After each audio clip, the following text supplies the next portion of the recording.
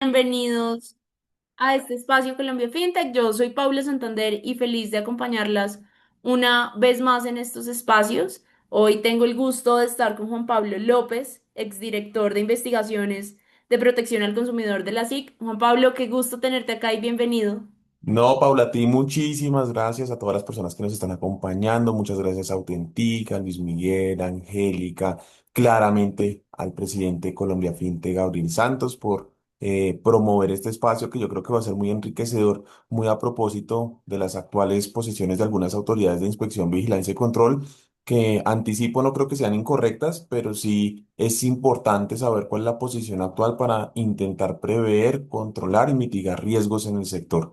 Entonces, no sé, Paula, si quieras mencionar algo adicional y si no, entonces nos vamos Eh, de alguna vez a trabajar. tal vez solo terminar de darle la bienvenida a las personas que nos acompañan hasta esta hora, que se están conectando. Recordarles que durante este webinar vamos a tener el chat abierto por si tienen alguna duda, alguna pregunta para Juan Pablo y ahí se las vamos leyendo de a poco. Pero sin más, darles la bienvenida a todos, agradecerles por acompañarnos, por supuesto a todo el equipo de Authentic por hacer posible estos y darles la bienvenida de nuevo a este webinar sobre cumplimiento legal en el sector fintech de la reacción a la autorregulación. Juan Pablo, el espacio es tuyo. Muchas gracias.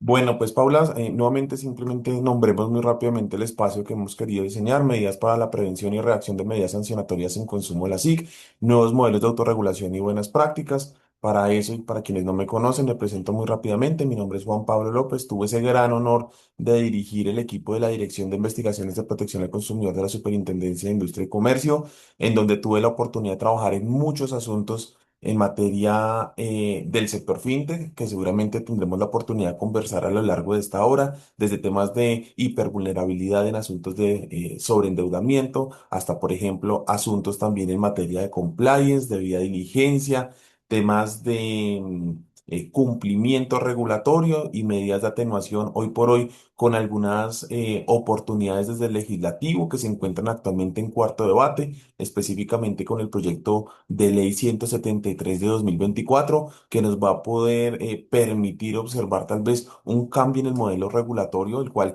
nuevamente va a pasar de un ejercicio un poco más reactivo a la promoción de prevención, muy en línea con algunos asuntos que para quienes nos hemos enamorado de la temática se vienen expresados en la promoción de cumplimiento normativo a partir de diferentes teorías como la que se expresa por autores como Richard Posner, pero pues no me voy a demorar mucho en ello.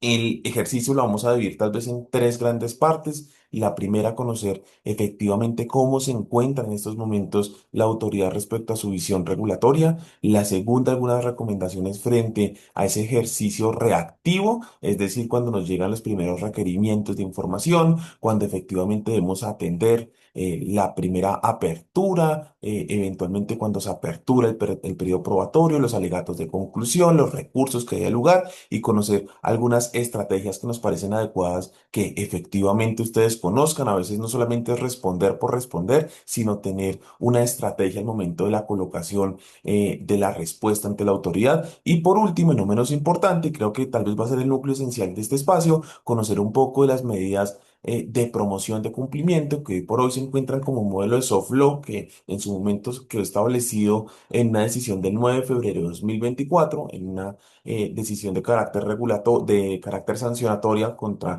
una empresa del sector fintech, pero que hoy hace parte de un modelo de soft law de la autoridad. Y por otro lado, la asunción de las nuevas oportunidades que se tienen en el proyecto 173 del 2024. Entonces, para eso hemos traído tal vez un par de resúmenes frente a cómo se encuentra la autoridad. Nuevamente, no vamos a calificar si esto es correcto o incorrecto, sino simplemente hacer una verificación del estado actual de la autoridad y su visión que tiende a ser un poco menos correctiva y mucho más sancionatoria. En ese sentido, tenemos que, por ejemplo, entre enero a junio del 2025 se emitieron 135 decisiones por un valor de 11.001 millones de pesos, con un tiempo promedio de sanción de 3,58 años. Para quienes conozcan un poco de asuntos regulatorios, tal vez este número tiende a ser un poco llamativo porque la caducidad en un procedimiento sancionatorio es de 3 años. Y esto significa que en muchas ocasiones el tiempo se prorroga en ocasión de que son conductas continuadas o en ocasión de que posterior al primer requerimiento de información se vuelve a hacer un segundo requerimiento de información con el propósito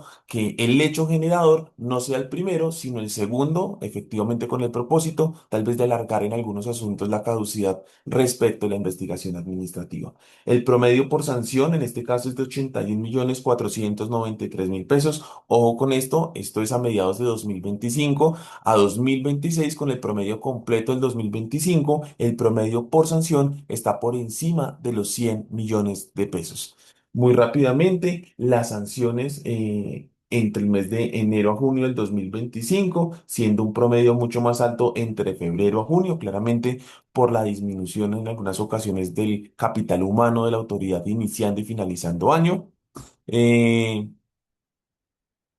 Fíjense ustedes el inicio de las investigaciones, que en muchas ocasiones, y nuevamente reitero, no se da en términos de los 3 años, que es lo que normalmente uno está acostumbrado en términos de caducidad, sino que, por ejemplo, fíjense ustedes que al 2025 se sancionaba todavía por conductas del 2018, 2019, 2020, 2021, lo que, pues, efectivamente nos permite a nosotros llegar tal vez a una primera conclusión y es el seguimiento permanente de los expedientes aun cuando pues efectivamente haya pasado un término prudencial, hasta efectivamente nosotros no tener un acto de la autoridad que nos permita a nosotros concluir el archivo definitivo del expediente, pues es una obligación de parte de nosotros hacer un mantenimiento permanente y verificación respecto del mismo. Vamos con otros datos que tal vez son interesantes. Miren la comparación respecto de los años 2023, 2024 y 2025. Si ustedes se fijan en el año 2023, el número de sanciones fue muy alto y comparado respecto al valor total de las multas, pues pareciese que del 2023 hacia atrás fue un poco más robusto, más fuerte el procedimiento sancionatorio por parte de la autoridad. Pero cuando ustedes se fijan entre los años 2024 y 2025, baja el número de sanciones, así como baja también el monto total respecto a las obligaciones, respecto de las sanciones como tal que fueron causadas. Y esto podría permitirnos llegar a una conclusión y es, pareciese entonces que la autoridad está sancionando menos y tal vez su ejercicio de ese jus puniendi tal vez se está ejerciendo en menor manera. Sin embargo, cuando uno hace el promedio, fíjense ustedes que el promedio de la sanción era antes de 35 millones de pesos. Es decir, respecto al total de multas, dividiéndola por el número total de sanciones, pues era mucho, mucho menor en el año 2023 y anteriores, siendo en el 2023 35 millones por promedio, en el 2024 50 millones, en el 2025 pasamos a 81 y en el 2026 llegamos a casi 100 millones de pesos. ¿Eso qué nos significa a nosotros? Que no quiero hablar de una eficiencia aparente porque claramente estaría incorrecto, sino que ahora hay un número menor de sanciones, pero mucho más fuertes en su ejercicio sancionatorio. Eso, pues creo que es importante tal vez para llegar a cierta conclusión primaria frente a este ejercicio y es importante el tema que hoy estamos viendo porque nos estamos dando cuenta que si bien ahora la autoridad está sancionando menos en número, pues está sancionando mucho más fuerte a los eventuales vinculados en procedimientos sancionatorios.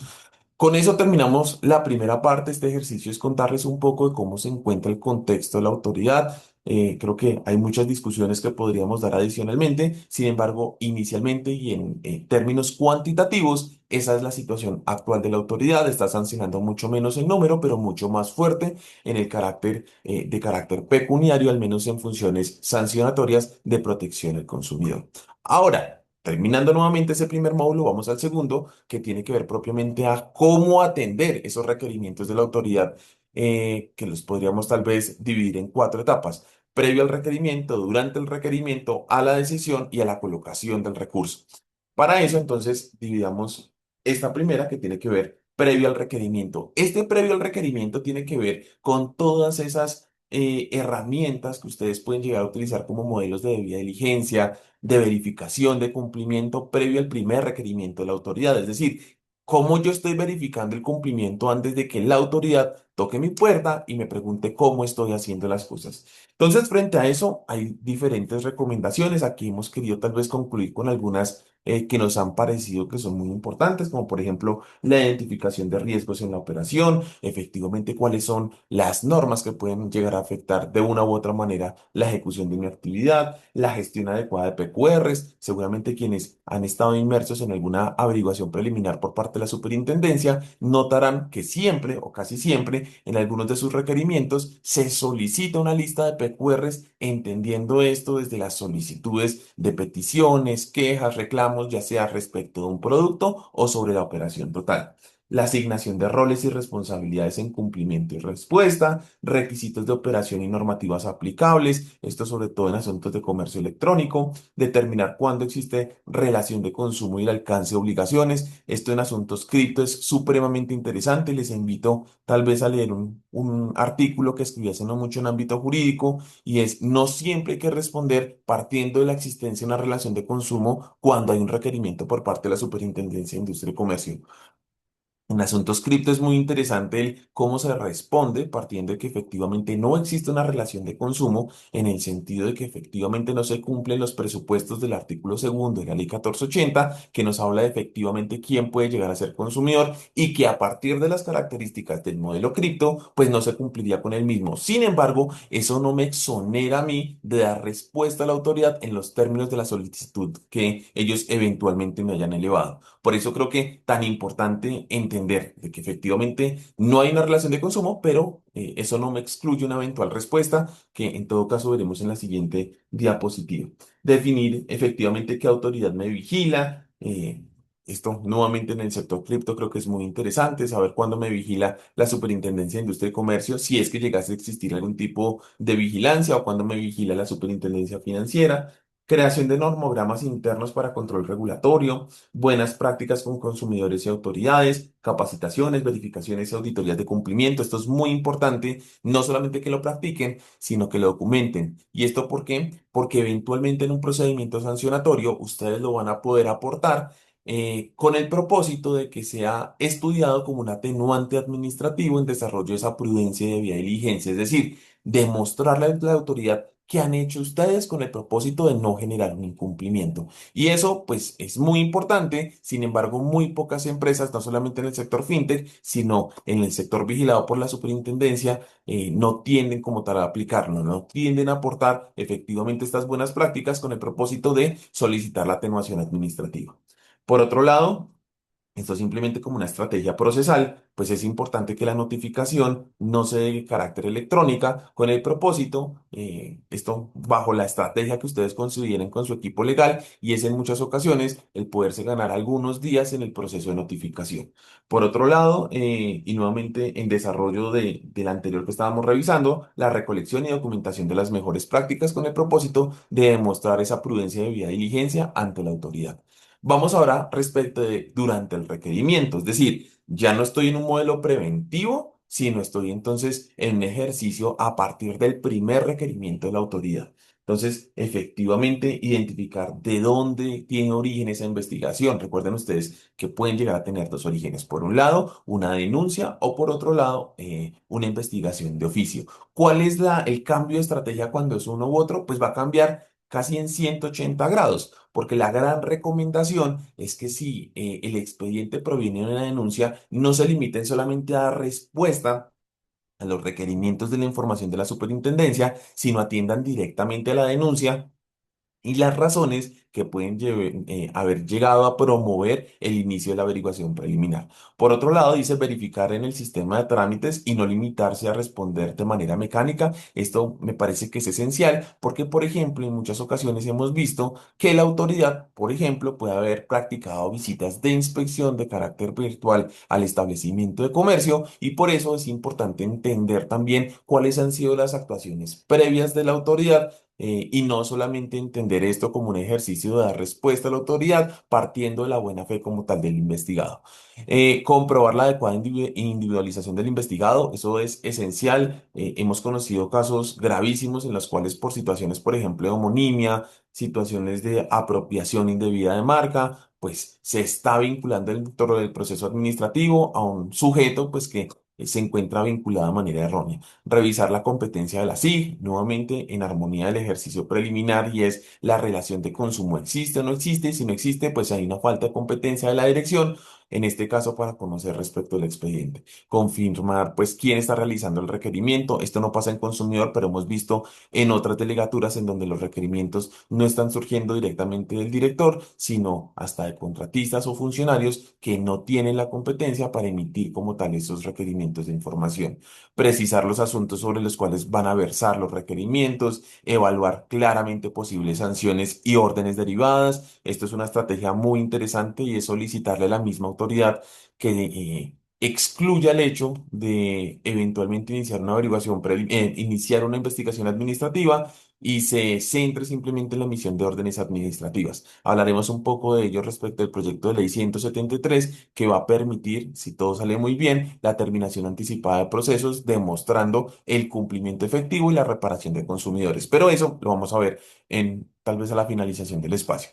Solicitar entonces, de ser pertinente, la exclusión, el archivo, el exhorto, la orden. Son cuatro figuras diferentes, pero en todo caso lo importante es no solamente entregar la información, sino requerirle a la autoridad que se pronuncie bajo alguno de esos cuatro escenarios. Y eso tiene un propósito. El propósito es lo que estábamos hablando al inicio de la sesión, y es que no nos quede el expediente vivo a lo largo del tiempo, sino tener una decisión definitiva, ya sea de archivo, de exhorto, de exclusión, porque no es el debidamente vinculado, entre otros.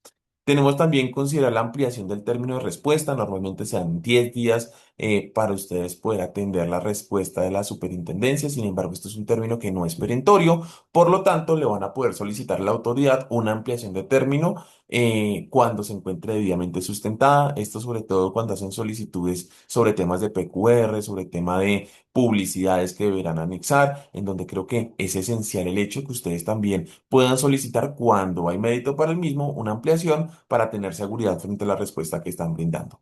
Revisar claramente la estrategia con un experto en asuntos regulatorios. Esto, una recomendación muy respetuosa, pero hemos visto situaciones en las cuales solamente se solicita acompañamiento del abogado, ya sea para los alegatos de conclusión o por otro lado cuando se da la apertura de la investigación administrativa. Y yo creo que el escenario más importante en el cual debe involucrarse el abogado no es ni siquiera el inicio de la investigación administrativa, sino es al requerimiento de información por parte de la autoridad. Empezar a hacer uso de atenuantes que se encuentran descritos en el artículo 61 de la ley 1480, y por sobre todo revisar antecedentes de la SIC en los cuales, por ejemplo, se hayan archivado otros procedimientos sancionatorios, otras averiguaciones preliminares, donde se hayan emitido exhortos, y en ese sentido hacer uso de ese principio de igualdad y solicitarle a la autoridad un tratamiento igual frente al que pudieran llegar a haber tenido frente a otro actor de la relación de consumo. Sin embargo, tenemos otra situación y es a la decisión. A la decisión, entonces debemos estudiarlos y evaluar los recursos, como puede llegar a ser el de reposición y apelación cuando eventualmente llegue a ver el lugar. Revisar la dosimetría sancionatoria. Esto, pues, en ocasión también de que en muchas ocasiones la autoridad se limita simplemente a expresar un valor cuantitativo frente al ejercicio sancionador, más no en motivar ese ejercicio y el cálculo frente al eventual sancionado. Y eso es un ejercicio también que debe llegar a eventualmente discutirse a lo largo del procedimiento sancionatorio. Identificar vulneraciones a derechos sustanciales o procesales, verificar términos para interponer recursos y formalidades, confirmar que las notificaciones se hayan realizado en tiempo y forma sin afectar derechos del investigado. Hace no mucho conocimos de un caso, no en la delegatura de consumidor, pero sí en otra delegatura de la superintendencia recientemente, en el cual aun cuando estaba el apoderado debidamente representado ante la superintendencia, se notificó de la decisión ante el investigado y no ante el apoderado. Y pues claramente eso puede llegar a ser una vulneración a ese debido proceso. Analizar la decisión de segunda instancia y eventualmente la procedencia de un medio de control ante la jurisdicción contencioso administrativa, valorar si conviene presentar pruebas posteriores, evaluar riesgos reputacionales, sobre todo entendiendo los comunicados de prensa que en muchas ocasiones son propuestos por parte de la autoridad, documentar exhaustivamente la estrategia y coordinar con expertos tanto procesales como sustanciales en la materia que hoy estamos discutiendo. Eso como a grandes rasgos frente al resumen de las temáticas que queríamos tal vez mencionar en la sesión del día de hoy, que ojalá tuviéramos más tiempo para poder tal vez ahondar en cada una de ellas, pero inicialmente estas son las recomendaciones que queremos brindarles a todo el ecosistema, tanto de vigilancia, superintendencia, industria y comercio como superfinanciera, en lo que refiere al procedimiento administrativo sancionatorio. Sin embargo, quiero que estudiemos lo siguiente, de manera muy rápida, y tiene que ver con algunas recientes decisiones por parte de la autoridad. Em, ¿Cuáles son esas recientes decisiones? Tenemos al menos 6 recientes decisiones. No voy a anunciar cuáles son pues los titulares de quienes fueron objeto de sanción, sino simplemente algunas de las temáticas que se desarrollaron. Por un lado, unas decisiones sobre hipervulnerabilidad, en donde se habla de la vulnerabilidad que tienen algunos consumidores en el ecosistema fintech y por lo tanto cuáles deben ser unas medidas de protección especial por parte del sector y ojo, no solamente por parte del sector, sino también de la misma autoridad y del Estado. Unas decisiones sobre el consumidor sobreendeudado como una forma de representación de la hipervulnerabilidad en asuntos financieros. Algunos diseños de soft law que no son vinculantes, sino son recomendaciones de buenas prácticas, como por ejemplo será lo que charlaremos en un par de minutos en lo que refiere a el modelo compliance de due diligence y de autorregulación. Tenemos la circular 02 de 2023, que la expedimos en la época en que nos encontrábamos en la superintendencia, que agrupó en gran medida todas las normas que le eran aplicables al sector fintech, de crédito digital, de vigilancia, superintendencia, industria y comercio. La ley 2439, en la cual tuvimos la oportunidad también de trabajar en lo que refiere, por ejemplo, a firma electrónica, a temas de crédito, temas de portales de contacto, de relación de consumos compleja, nuevos modelos de economía digital, entre otros. Y por último, el proyecto de ley 173 y 490, que era el que les mencionábamos, que tal vez puede ser una revolución en la forma en cómo hemos desarrollado tal vez, y lastimosamente hasta la fecha, el modelo regulatorio en Colombia, donde se persigue tal vez con un mazo, cuando realmente lo que deberíamos estar es promoviendo cumplimiento a partir de buenas prácticas.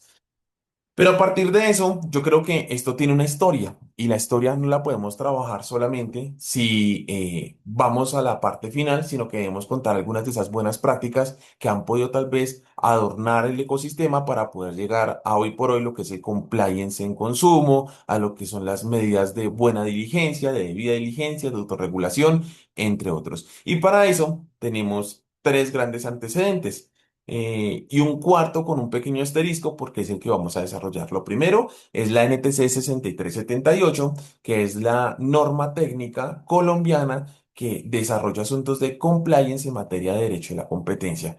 Uno de los grandes ejercicios que desarrolló en su momento el doctor Barreto, ex superintendente de Industria y Comercio en el gobierno Duque, que permitió la creación hasta la Dirección de Cumplimiento en la Superintendencia de Industria y Comercio. Y en ese sentido, pues para darle aplicación a esa dirección de cumplimiento, se desarrolló un instructivo para la aplicación del instrumento de evaluación del diseño e implementación de cumplimiento en libre competencia económica. Es decir, cómo esa delegatura, esa dirección va a evaluar los cumplimientos, las garantías que en muchas ocasiones se promueven con el propósito de promover esas terminaciones anticipadas. Pero por otro lado, tenemos tal vez un antecedente aún mucho mayor, que es la de la guía OCDE para el cumplimiento regulatorio de inspecciones, en donde promueven este tipo de modelos de terminación anticipada, modelos o herramientas de promoción educativa y no tanto una promoción punitivista. Y por último, antes de hablar de la resolución 2972, la guía de buenas prácticas emitida por la Delegatura de Datos Personales en el año 2023, que desarrolla también esas buenas prácticas en sistemas de gestión y modelos de cumplimiento en asuntos de datos personales a partir de diseño de funciones como la que, por ejemplo, se encuentra en cabeza del oficial de cumplimiento en datos personales, que si se fijan ustedes, es nuevamente un desarrollo de una buena práctica no obligatoria, es decir, no todas las organizaciones deben tener un oficial de cumplimiento en datos, pero es una recomendación de buenas prácticas como desarrollo de ese principio a accountability. Tal vez es casi que el mismo ejercicio que vamos a tener en la resolución 2972 del 9 de febrero de 2024 en la Superintendencia de Industria y Comercio, que fue una de las últimas prácticas que tuvimos la oportunidad de expedir, en donde diseñamos esa estructura de compliance a partir de uno de los atenuantes administrativos. Pero para eso creo que es muy importante el poder delimitar un poco de cómo llegamos a esa conclusión.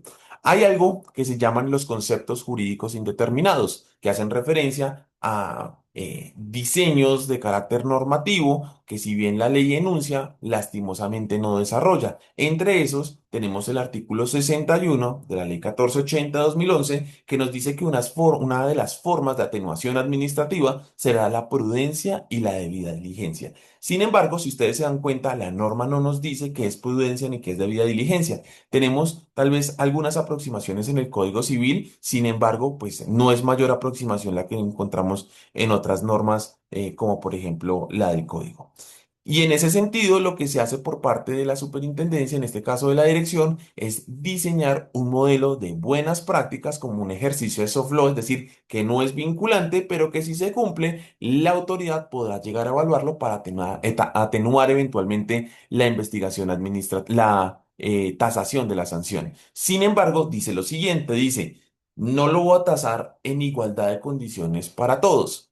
Por el contrario, tendré que evaluarlo en medida de si cumplen a mayor o menor cumplimiento de algunas de estas siguientes características. Nuevamente, no es obligatorio, no está reconociendo un ejercicio por fuera de una barrera de carácter normativa, sino dice la interpretación que yo estoy dando es la siguiente a partir del siguiente estándar. Y es, primero, que se desarrolla a través de modelos de autorregulación, compliance o similares, que su inclusión sea voluntario, porque si fuera obligatorio, pues el no cumplimiento no sería una atenuación, sino que sería un incumplimiento normativo, que se encuentre documentado, que sea público, que esté actualizado y que su implementación sea de forma previa a la conducta presuntamente violentada. Sin embargo, olvidé mencionar uno, y es el de que sea certificado. ¿Y qué significa que sea certificado? Dejémoslo como un asterisco inmenso en la parte inferior, porque tal vez tendremos que desarrollarlo a la finalización de este espacio porque es realmente inmenso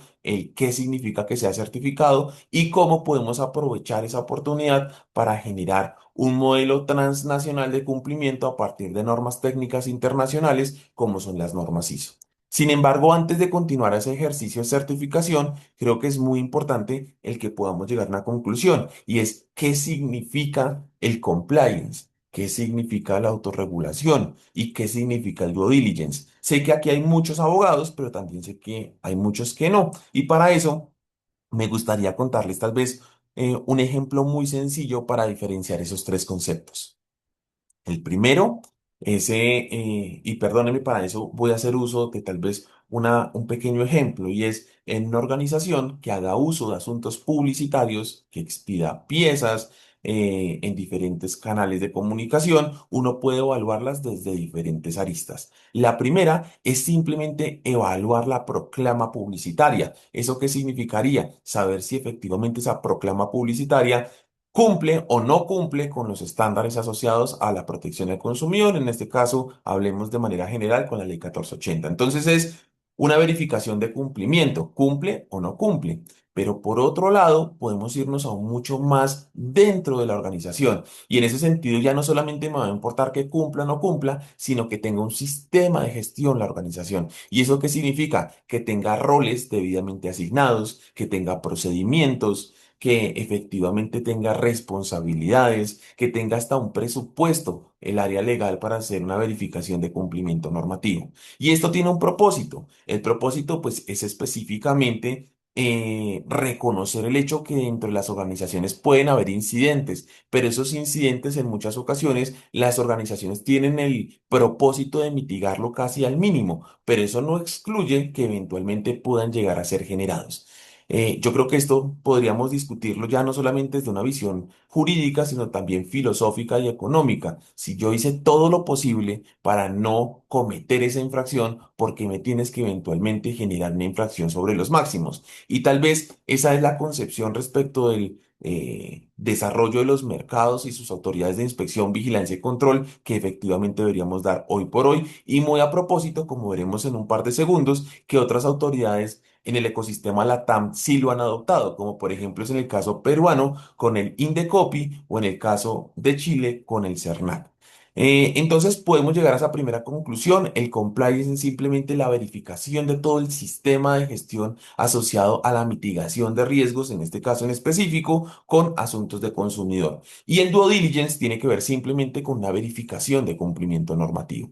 Ahora bien, tenemos una tercera categoría y es la autorregulación. No estoy haciendo un due diligence, una verificación de cumplimiento normativo, ni estoy implementando un sistema de gestión, pero sí estoy adoptando buenas prácticas. Y entre ellas tenemos un montón de muy buenas prácticas que tenemos en el ecosistema. Entre ellos, unas buenas prácticas de autorregulación que son promovidas directamente por parte de la autoridad, así como también algunas que son propuestas por organismos de carácter privado. Entre ellas, y muy rápidamente, tenemos, por ejemplo, la guía para para la protección del consumidor en comercio electrónico, que se encuentra expuesta desde el año 2022 por parte de la Superintendencia, una guía que alcanzamos a dejar en el año 2023, que es la guía sobre diversidad sexual, enfoque, identidad de género y las relaciones de consumo. Tengo el gusto de dirigir un diplomado en la Universidad del Rosario, que es la preparación de oficiales de cumplimiento tanto en consumo y competencia, bajo normas técnicas internacionales como es la ISO 37301 y la NTC 6378, pero tenemos también otros muy buenos ejemplos de prácticas como por ejemplo las que son promovidas por entidades como Autocontrol y ANDA, pero no menos importante la de la Cámara de Comercio Electrónico con sellos como lo es el sello de Trust. Tenemos otras guías de buenas prácticas que han sido emitidas por la autoridad como esta guía de publicidad a través de influenciadores, y tenemos una guía que también nos enorgullecemos mucho de haber podido sacar y es la guía de lenguaje claro en asuntos contractuales, es decir, recomendaciones de legal design dentro de contratos de consumo. Y esos son algunos ejemplos de autorregulación. Pero si ustedes recuerdan, y qué pena me devuelvo por aquí un poco, creo que es importante tener presente lo siguiente. Fíjense ustedes que aquí lo que me están pidiendo es que se encuentre documentado. Y esa documentación implica tener trazabilidad de lo que efectivamente yo realicé. Claramente el mejor de los escenarios podría llegar a ser tener una certificación, tener un ejercicio de verificación de cumplimiento normativo, pero pues es claro que en muchas ocasiones puede llegar a ser muy difícil la obtención por los altos costos que puede llegar a ser la generación de estas evaluaciones. Sin embargo, hay ejercicios que pueden llegar a ser mucho más sencillos, que en todo caso con la debida documentación y de acuerdo a las normas como hoy por hoy se encuentran en la legislación en consumo, deberían ser también evaluados. Tenemos, como les mencionaba, ya unas muy buenas prácticas tanto en el ecosistema chileno como en el ecosistema peruano. Sin embargo, yo creo y estoy convencido que el ecosistema colombiano se encuentra en un mejor posicionamiento. De hecho, hemos tenido conversaciones con algunas personas del CERNAC en donde quieren conocer cómo fue el modelo que diseñamos en su momento en Colombia, porque fíjense que en Chile es la misma autoridad la que diseña el sistema de autorregulación, la que evalúa las competencias técnicas para los organismos de certificación y la que evalúa el cumplimiento adecuado de esos compromisos que fueron aceptados por parte de la organización al momento de someterse a ese esquema de autorregulación. Entonces termina siendo tanto juez como parte, un sistema que en Colombia, con los diseños que fueron como tal propuestos, tal vez puede romper un poco su esquema, porque quien es el organismo de evaluación, que en este caso debería llegar a ser la Superintendencia de Industria y Comercio, es diferente al organismo que promueve la norma técnica y a quien efectivamente hace el ejercicio de evaluación de la conformidad. Entonces, eso también me parece que es importante para que tengamos en cuenta. Y llegamos tal vez al punto más importante de la sesión del día de hoy, es qué esquemas tenemos a lo largo no, sino a disponibilidad para poder hacer uso de sistemas de autorregulación. Y yo quiero exponerles tal vez dos de manera muy rápida, ya que se nos está acabando el tiempo y debemos entrar a la parte de preguntas. Lo primero es la ISO 37301. Lo primero es contarles que tenemos el gran orgullo de que en el ecosistema colombiano tenemos la primera empresa en el mundo certificada en ISO 37301 en asuntos de consumidor y es una empresa del sector fintech. Pero aparte de eso, tenemos otras empresas que ya se han estado certificando en ISO 37301 con alcance específico en asuntos de protección al consumidor. Y eso demuestra que es un esquema de alta adopción por diferentes organizaciones independientemente del sector. Y ese independientemente del sector es muy importante por lo siguiente. Porque la ISO 37301 es una norma todera. Lo único que me dice es que son esquemas de control respecto a eventuales riesgos. ¿Eso qué me implica? Que yo puedo solicitar la respectiva certificación o adopción, en este caso, del sistema de la ISO 37301 sobre los riesgos que eventualmente yo quiera como tal controlar. ¿Eso qué me significa? Que yo puedo aplicar esta norma técnica sobre asuntos de consumidor, sobre asuntos de datos personales, sobre asuntos tributarios, sobre asuntos de propiedad industrial, sobre asuntos societarios, contractuales. Realmente la oportunidad es inmensa y en ese sentido simplemente se requiere un efectivo diseño de este tipo de sistemas con el propósito de adoptarlo de acuerdo a las necesidades de la organización. Y no sé si ustedes conozcan, pero por ejemplo en el caso de las normas ISO son aceptadas en más de 173 países. Tenemos casos de éxito como por ejemplo en Corea del Sur con asuntos de carácter medioambiental, y Colombia, que hoy por hoy es estándar de carácter global, teniendo muy buenas prácticas en el sector fintech sobre ISO 37301 específicamente para protección en asuntos en materia de consumidor y hoy por hoy que se están trabajando en algunas en materia de competencia, que eso significa que está quedando tal vez un poco rezagada lo que es la NTC 6378. Nuevamente, esto no es obligatorio que lo hagan con normas técnicas como lo es la norma técnica ISO, pero pues claramente termina siendo un ejercicio de mayor adopción de carácter regional al ser también adoptada por diferentes países que aceptan estas normas técnicas. Es una organización independiente, no gubernamental, lo cual pues efectivamente nos permite a nosotros concluir la objetividad al momento del diseño de este tipo de sistemas. Pero ojo con eso. En caso de no ser una ISO, creo que también, sobre todo el sector fintech, tiene una oportunidad inmensa y es la creación de normas técnicas sectoriales o gremiales. Es decir, el mismo sector, el mismo gremio puede incentivar el diseño de normas técnicas que les aplica al sector, que en todo caso no son de obligatorio cumplimiento, pero que pueden llegar a demostrar una asunción legal por parte de las organizaciones con el propósito de adoptar las mejores prácticas del sector.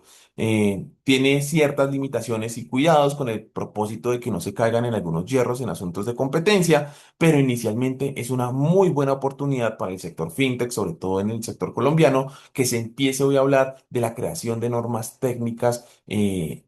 Dependiendo claramente del sector respecto al cual estemos hablando y sobre todo también entendiendo que en muchas ocasiones estamos esperando que siempre sea el legislador el que cree nuevas normativas aplicables al sector, cuando pues es mucho más fácil el hecho de diseñar esta normativa dentro del mismo sector, y que de hecho tenemos otras muy buenas prácticas que podrían llegar a ser eventualmente recogidas. Ejemplo de ello, y muchos de ustedes seguramente la conocerán con temas de seguridad de la información con la ISO 27001, pero hay una que seguramente será tal vez el boom en un par de meses, que es la ISO 42001, que tiene que ver con asuntos de inteligencia artificial. Esto, pues, nuevamente nos demuestra de que efectivamente las oportunidades en sistemas de autorregulación son muchas, ya sea bajo esquemas que se encuentran debidamente diseñados, como lo es la ISO 37301 en asuntos de consumidor, NTC 6378 en asuntos de competencia, o hasta la misma creación de una norma técnica sectorial, como eventualmente ya tienen algunos sectores en Colombia, como lo es en asuntos de turismo. Sin embargo, el hecho que no se cree bajo un esquema ISO no significa que no debería cumplir al menos algunas características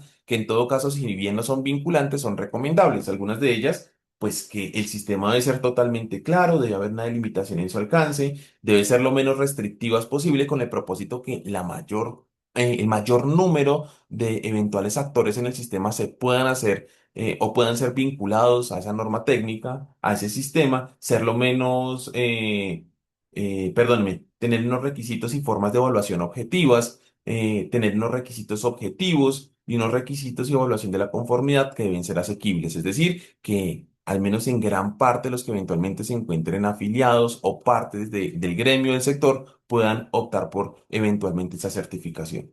Eh, el compromiso la terminará a las y 45, entonces simplemente quiero terminar para darle la palabra a ustedes por si eventualmente alguien tiene alguna pregunta, duda, inquietud, comentario. Creo que acá puede haber mucho, lástima por el tiempo que fue tan restringido. Intenté correr, pero espero haber podido cumplir con el propósito. Pero quiero tal vez despedirme simplemente haciéndoles una invitación. Y es a revisar el último texto que tuve la oportunidad de publicar. Se llama Manual Internacional para el diseño de programas de compliance en consumo, en donde es una guía práctica de cómo diseñar, implementar y evaluar este tipo de programas. Cuáles son las figuras que hacen parte de este sistema, desde el diseñador, implementador, auditor interno, auditor externo, organismo de certificación, organismo de acreditación, conceptos que lastimosamente muchos de nosotros tal vez no conocemos hasta que nos adentramos un poco a todo este subsistema nacional de calidad.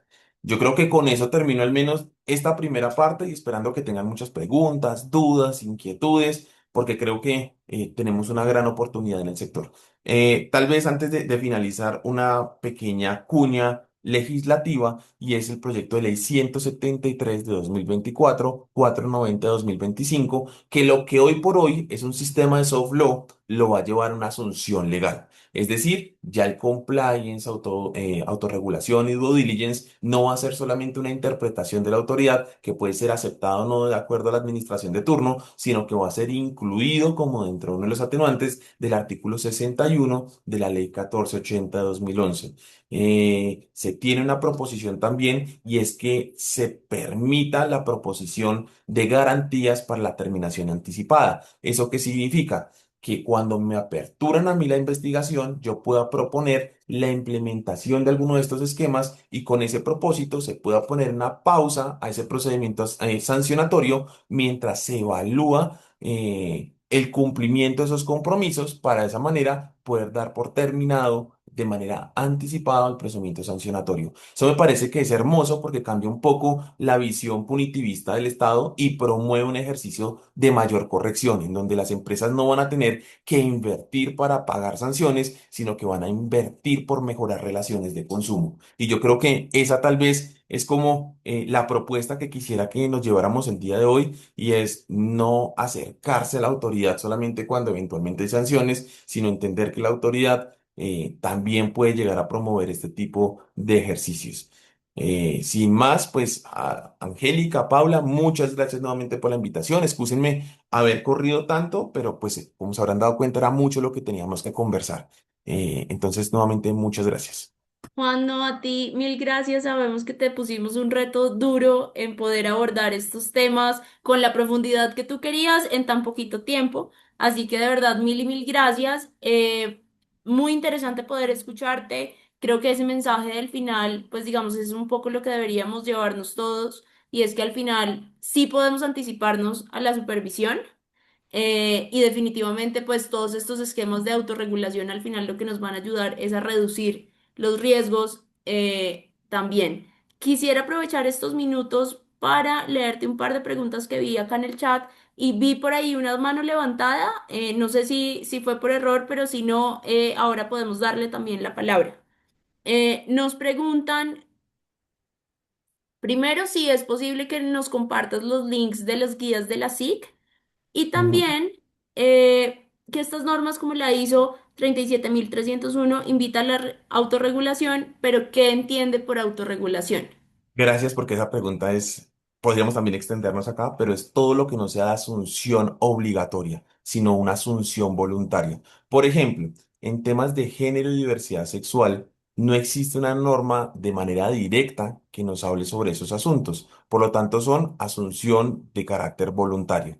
Otro ejemplo de ello, fíjense que la norma nunca me pide a mí la aplicación de auditorías o de verificación de cumplimiento. Esos son ejercicios de asunción voluntaria por parte, en este caso, de un regulado por parte de la superintendencia. Y creo que eso es lo que se debe entender como autorregulación, cualquier tipo de adopción que no se encuentre como una asunción obligatoria. Hay algo también importante que tal vez para quienes hoy por hoy son vigilados por Superfinanciera deben tener en cuenta. Si el proyecto de ley 174 llega a buen término, ustedes dirán, pero es que eso es ley 1480, eso no debería a mí tener ningún tipo de vinculación. No estoy tan convencido de eso, porque fíjense ustedes que el artículo segundo de la ley 1480 dice que sobre lo que no haya una norma en específico en otros asuntos, aplicará la ley 1480 de 2011. Y en ese sentido, como no hay una norma especial en otros regímenes que imposibilite la asunción de atenuantes en materia sancionatoria, como lo es el de la compliance, el de due diligence, pues soy un convencido que eso podría llegar a aplicarse por extensión, en este caso en el esquema sancionatorio de la Superintendencia Financiera.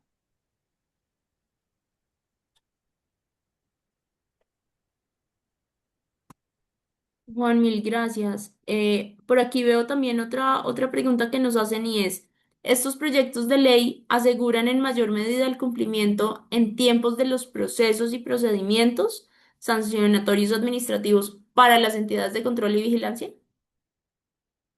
Estás en mute. Si se acepta el proyecto como está, esto beneficia a todos. Porque fíjense, a los consumidores, porque efectivamente van a encontrar una reparación en sede administrativa que la ley en todo caso nunca imposibilita. Es decir, no tendrán que esperar años en sede jurisdiccional, sino que van a poder ver con una decisión administrativa que se resuelva de manera integral los conflictos entre eventuales investigados y pues los respectivos consumidores. Pero por otro lado va a ser beneficioso también para las empresas porque no se van a ver inmersas en un procedimiento sancionatorio tan extenso y oneroso, pero también va a ser beneficioso para la autoridad porque claramente va a poder llegar a centrar su atención a asuntos que sean mucho más significativos y no atención a asuntos que eventualmente podrían llegar a ser resueltos con un ejercicio simplemente de intención de una de las partes. Entonces yo creo que si se acepta este proyecto, tal vez estamos en un cambio en 180 grados del modelo tradicional sancionador y vamos a pasar en un ejercicio de promoción de mercados a partir de correcciones en debida forma a esas relaciones de consumo.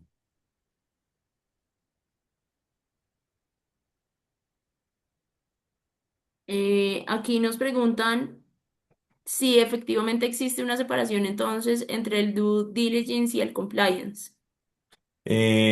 Uno puede hacer parte del otro. Por ejemplo, una medida de verificación de cumplimiento normativo puede ser uno de los procedimientos incluidos dentro de un sistema de gestión de compliance.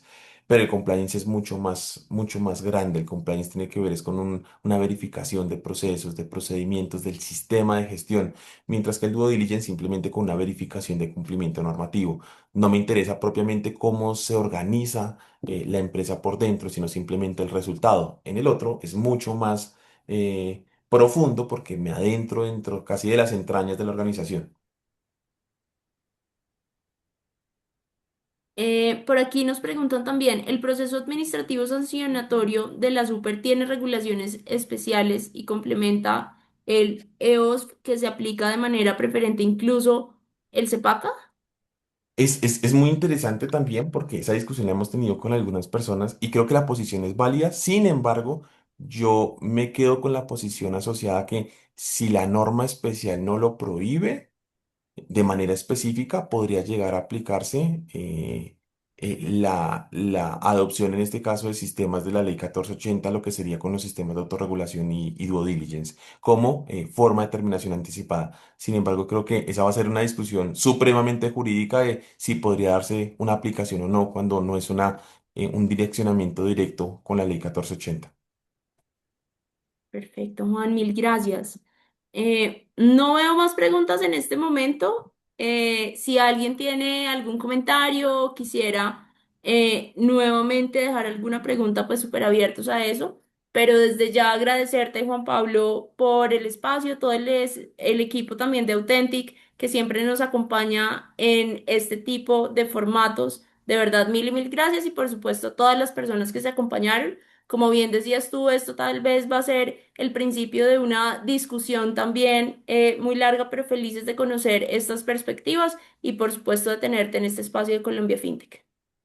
A ustedes muchísimas gracias y tal vez les termino indicando lo siguiente y es en un par de días estará publicándose un artículo sobre asuntos de dosimetría sancionatoria a partir de una herramienta de LegalTech supremamente interesante, entonces muy invitados a que puedan en su momento darle lectura y nuevamente muchas gracias a Autentic, muchas gracias a Colombia FinTech por este magnífico espacio que creo que nos alimenta a todos entendiendo que la protección a estas relaciones de consumo no solamente es proteger al consumidor, sino también entender que las empresas tienen derechos, sobre todo en estos procedimientos sancionatorios.